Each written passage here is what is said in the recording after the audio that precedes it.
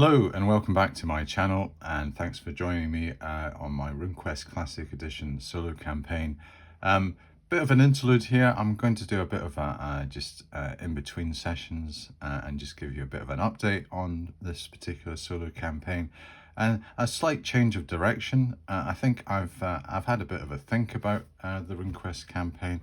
In light of some of the things I've been doing on the channel on some of the other campaigns, particularly the BX D&D campaign that I'm running, which has created, because I think of the faster pace of it, and I've taken a different approach and tact, that's kind of cross-fertilized into my RuneQuest thinking.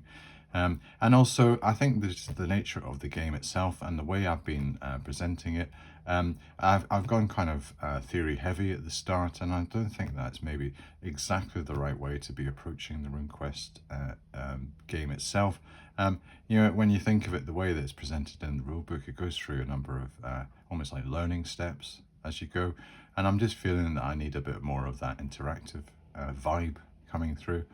So I've devised a bit of just a bit of a thought process to do with that approach. So if I just present you with some of my ideas, I think you might find this quite interesting and a welcome addition to the campaign. I think it will inject a lot of interest into the campaign. I think it will certainly, the way I'm playing it, I think I'll enjoy it a lot more. I think I'll get a lot more out of it. And I think if I'm enjoying it, I think you as the audience, it almost has a kind of a feeling of osmosis. It comes out of my pores, through the ethers, and into you. Just as a summary, we're entering a new phase of the campaign, and the introduction to this new phase of the campaign is happening after that we've done some pretty heavy building of I've gone through the setting, I've gone through my methodology, my approach, and the character creation process steps have been quite intense.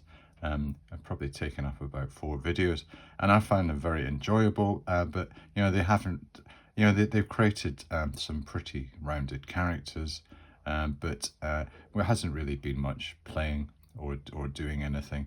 And I know that's part of my channel's ethos, is to kind of, it's based in layers, but I'm just feeling that with RuneQuest itself, I'm always at the back of my mind thinking, oh, I could quite fancy, you know, just getting a sword out and bashing someone over the head, that type of thing.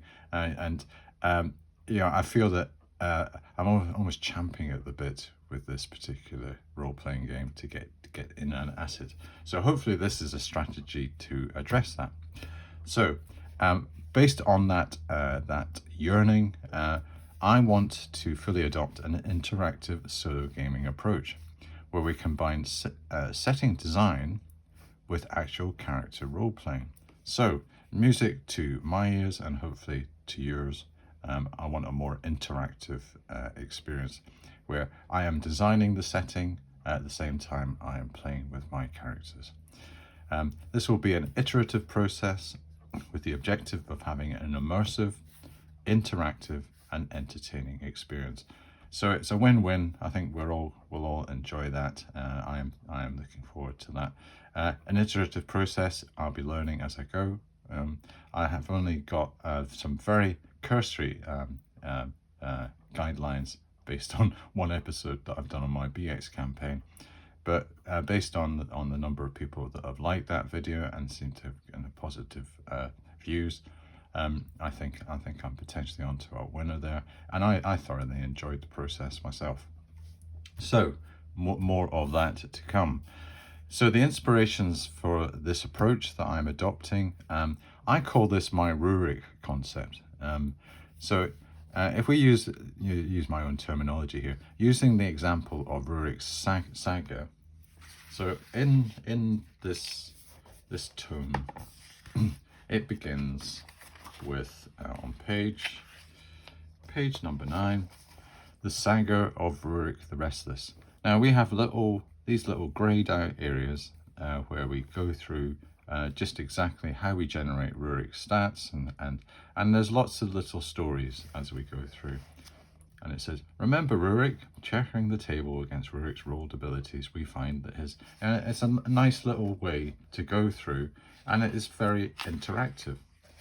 And then once you've done all the statistics, you have a little... Oh, that's a Worm's Footnotes thing. You have a little... I think it's a little combat, isn't it? What's his first one? Is it the yeah, here we go. Rurik Saga, the fight in Gimpy's Tavern. Who cannot forget that that fight that he has with that well, I've got his name actually. The guy, was it Hurricane? He's like the bully, the local bully, and they have a bit of a to-do. But the whole purpose of this is it gets you into the game. It gets you seeing how the die rolls work. You have a worked example, and there's nothing better. You know, coming from an academic background, that a worked example is really the thing to go for. So, my what I call my Rurik concept, using the example of Rurik Saga, and my recent BX D&D campaign approach, and with that one, I just got my characters basically coming to the town, and I was just rolling, designing the town as the characters move through. So something that would have been done in 2 stages, I would have had all the town design, and then I would have had the characters move through it. As the characters were moving, I say up and down the streets and finding where the tavern was, I was designing the town as we went along. And that was things like its economy, its religion, you know, who was in charge of it, just through like street gossip, people who were bumping into. And I'd have lots of little mini games of people, you know, like the gate guards, you know, someone they bumped to in the street, they asked for directions, that type of stuff. So I thought that was quite inspirational. And I also have what I call the Balazar example of growing up sessions. So if I just get my my tome, this is my photocopied Balazar Griffin Mountain. With its basically that's tape that you use on if you want to pack something up and, you know, post it on eBay or something. And page 22 has this called Growing Up, and it has a series of things that you, almost like little tests that you do, little mini games that you can use, like your jumping roll, your swimming roll, spot hidden item, climbing, move quietly, archery, and you do lots of little things. Now I'm planning to try to use that as a bit of a model and have lots of little mini things appearing while we're going through the design process. And obviously when we come to actual pure adventuring, I won't be having lots of little mini games because we'll be actually adventuring. But up until to that point, it'd be quite nice to sort of break the design with some immersion in the setting through these mini games. So I'm saying I've got the Balazar example of growing up sessions, and the whole purpose of this, you know, embodying this Rurik concept, having my BX D&D campaign approach, and this Balazar example all coming together as my inspiration.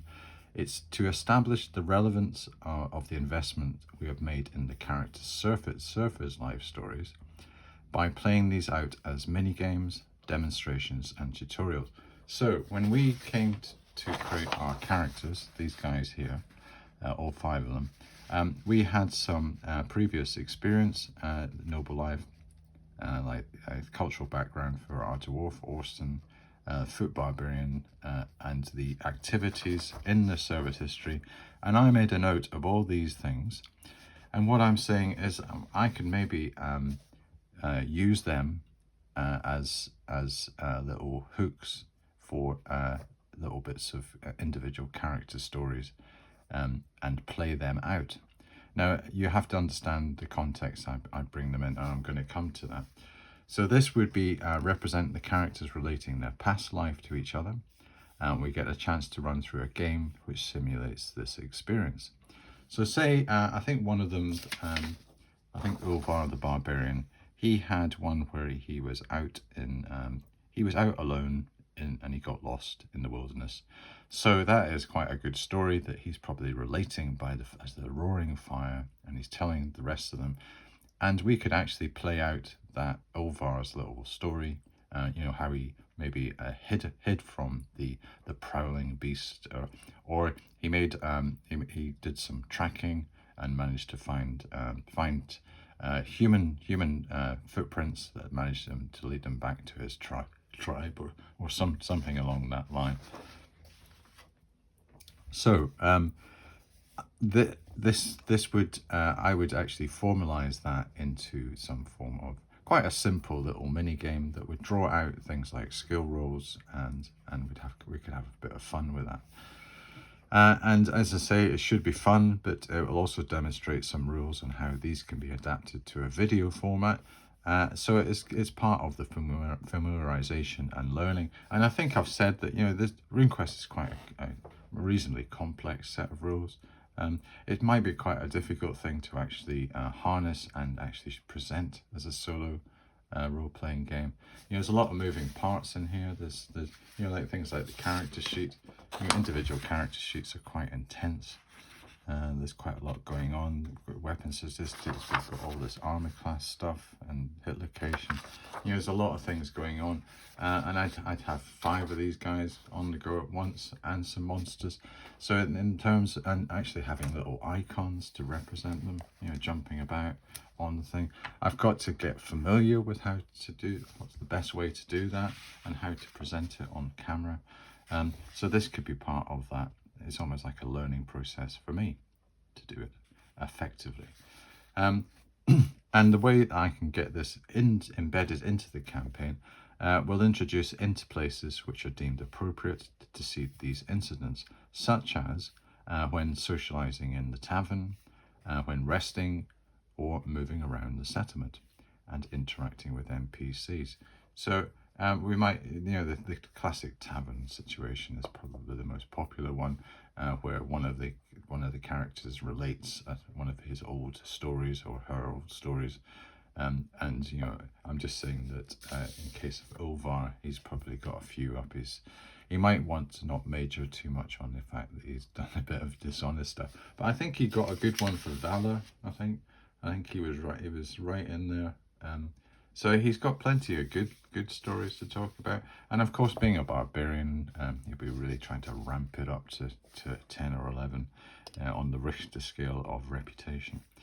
So that is the overall ethos I'm going to try to follow. It's this concept of making it a bit more interactive and hands-on as we go through. And my just general observations of this approach, and just from my limited experience of what's on YouTube, I have not seen on YouTube in terms of a RuneQuest dimension.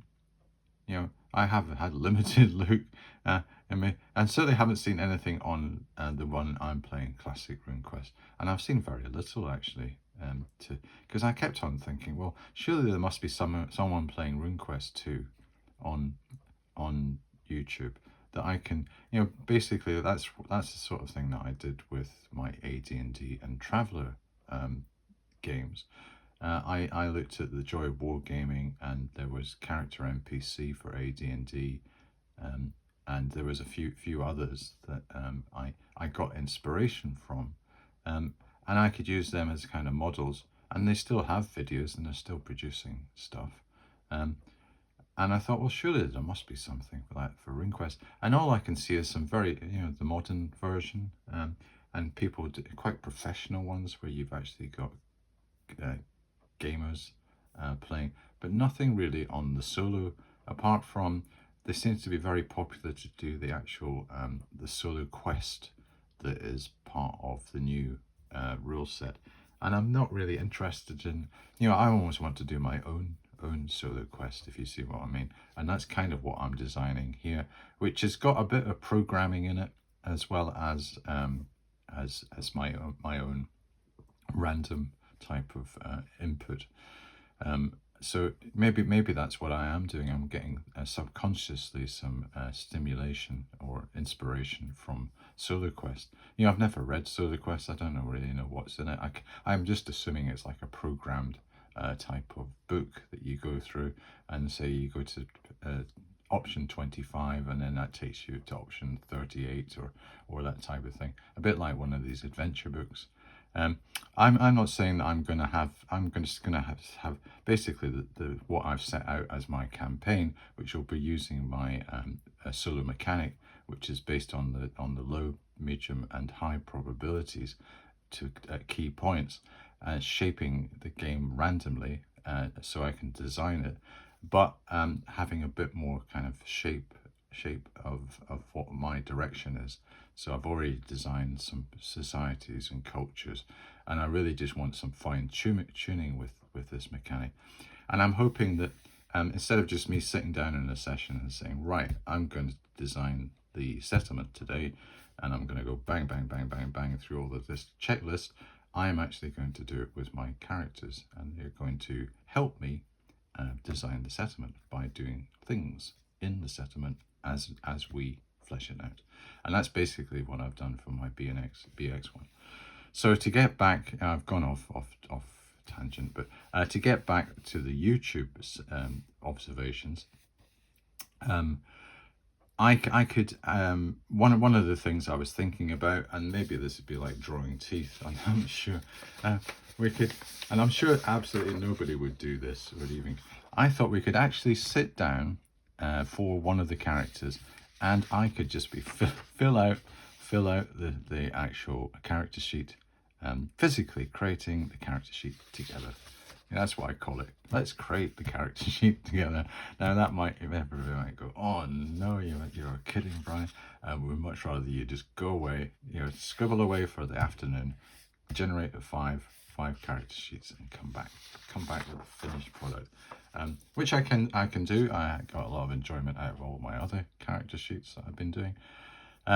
But I thought, well, maybe that's an option. If I get lots of tomatoes thrown at the screen, I know that I'm on for a hiding.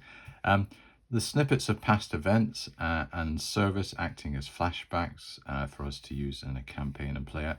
I honestly haven't seen anything like that, any mechanic, which I'm kind of suggesting. Almost like these are a bit of like flashbacks, and we're almost like just taking ourselves out. Say one of our characters is our barbarian, and they're sitting by the fire, and they say, oh, I remember the time when I was out in the wild. And we have this little 10-minute game where we actually go back into his past, his flashback, and play it out with the skill roll or whatever, and we get a bit more, so the next time we come to Ulrich, we'll say, oh yeah, I remember that time he was out in the cold, and he did, he managed to avoid that awful wolf, that big wolf that was after him, with his salivating jaws. So that, I don't think I've seen anything like that. Maybe that's a kind of concept. I could stand corrected. I just have not seen it. The interactive Let's Do This Together features such as settlement generation while exploring, random cult design, equipment selection made fun. Hey, yes, let's do that. Let's get down to the local emporium, and I promise I can demonstrate how to make equipment selection and armor purchase a fun process. And also one of my favorites, Who's in the Tavern Tonight, because that is always a very rich source of entertainment. So these are all features that I'm going to try and bring out in this interactive type of feature. And then rules demonstration and exploration of the mechanics following Rurick's model of solo journey of challenges, combats, tests, and skills. Now, I think this is a terrific way of teaching you how to play RuneQuest, and I think my methodology is going to try to help me and help me explain concepts to you, but done through the vehicle of the characters doing these things. And then ultimately we get to the point where there are large groups of characters are working together against monsters, and we're fighting out quite complicated combats. You know, the fumble table is being looked at. You know, the critical hit is coming up. Someone's had their arm lopped off. You know, there's chaos going on, and we're able to manage that through the build-up of experience of the game. I know it sounds a bit theoretical. Hopefully the overall gist is that what I'm trying to do is just basically make it more interactive, and not having that barrier between theory, design, and actual play, and bringing it together. And I think this is the way to do it. So the first step that I'm going to be looking at for the first session, for the next one after this kind of basically interlude session, is that we'll begin within the tavern in the starting settlement, and the characters will range out from there, discovering the world. So basically, I'm just going to plonk them in this tavern. I'll just start to describe what the tavern is. We'll start to design its features.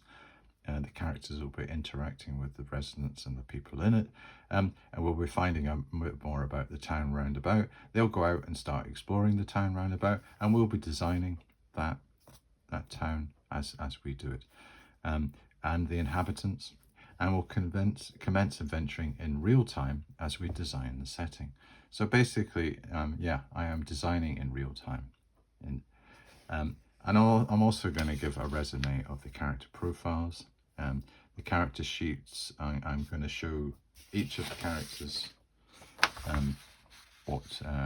what I've come to in terms of conclusions about the Appendix B, and Appendix H, I think it is, and how I populate these characteristics based on their age, because some of them are 18 and one's 20, so it's going to have to be on a proportional basis. And then any training options, you know, the Adventurers Guild, you know, that's another thing. And we could have some interactions there in the Adventurers Guild, you know, just so that one of them, say the guild master sits down and explains, well, these are the rules of the guild, and this is the services we offer, and it's only for a finite amount of time, because we don't expect you to stay for too long. Once you become, you know, the idea is gets you grounded and set up and help. So what I'm going to do is I'm just going to give a quick recap on the stage, because I did have in my overall design, my stage approach, I had stage 1, which was characters and setting, and we've already done the character party generation, and now I was going to move on to the campaign setting, where I define a starting settlement and a local tavern. I'll introduce 3 cults that are actively worshipped, and then we'll do the surrounding region as defined following the overall campaign guidelines. Now, I'm not going to do them as just monolithic. I'm going to do this now, and I'm going to show you all the design. I am going to have a bit of this coming in. I'm going to I am blurring the division between the stages by having what I call these mini games. Perform these for the tavern, settlement, and guild interactions to determine some prominent NPCs. I'm almost going to be bringing them back into this stage 1 from stage 2. I'm not going to have a demarcation of that anymore. I'm actually going to be, as it says here, the slight modification with the absorption of interactive mini games back into the design steps, and that is basically the entirety of what I've tried to be describing in this. And then I was just thinking wider for the other RPGs that are still to come. And you know, actually I was considering this for Stormbringer anyhow, because that's probably the next RPG that's going to come to the channel, because Stormbringer came in second in my poll with BX and Aftermath, and I see Stormbringer as being quite complementary to RuneQuest. It's a similar system. is probably a more summarized system. But I actually was going to play it the way I've kind of almost described how I'm going to play RuneQuest and how I am currently playing BX D&D. It was going to be a lot more lighter touch, and it was going to be high octane, and it was going to be high adventure, and a lot of interaction right from the word go, because I didn't have to do too much world design, because I've got quite a sophisticated, I've got the Young Kingdoms, I've got Melnibone, I've got the Elric character running around, I've got some of the other characters out of the book, and I have got some quite tangible things to hang on to. I don't need to spend a lot of time world building.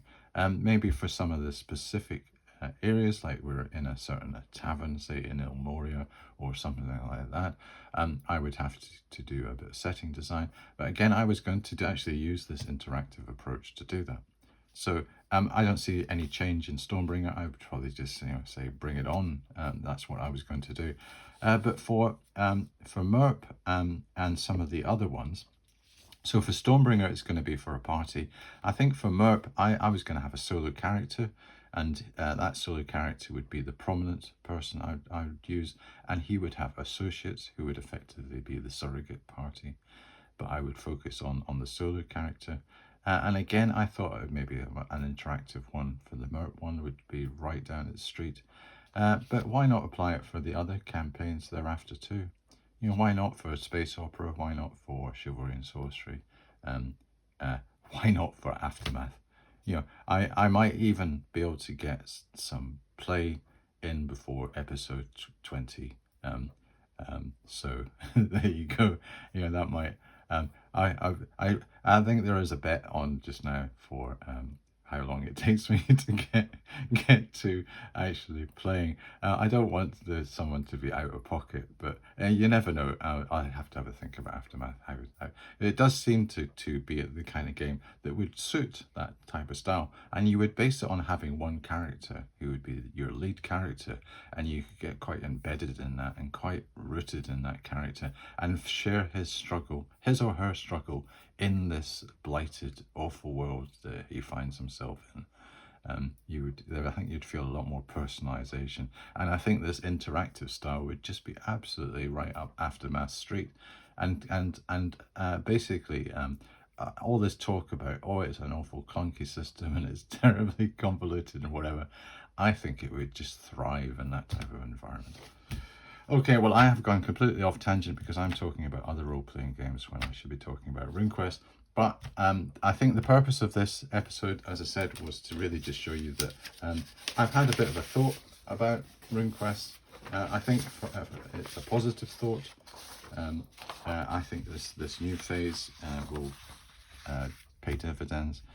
For our next episode, we're going to be getting into the actual characters immediately. I'll show you their resumes, I'll show you their character sheets, and I'll plonk them down. I'll actually plonk these guys down in a tavern, and I'll say, right, go, and we're off. So, right, I don't really have very much more to talk about. I have got quite a lot of time this week to devote to all my campaigns, so I'm going to be beavering away on each. But I think on RuneQuest 1, I thought it needed a special little kind of razzmatazz, a bit of showcasing, a bit of preamble to say that I have seen the light, and I am going to try to apply it to this campaign, and let's see how it turns out. You know, I think on the BX one, I just felt, it felt really quite natural doing what I was doing. It was kind of a scripted type thing to an extent. And I probably wouldn't do that in the future ones. It was really just to get me set up, but I quite fancy doing that kind of thing. I just felt quite comfortable with that style. I think it would work really well with RuneQuest 2. Okay, well, thank you very much for watching, and I will see you next time.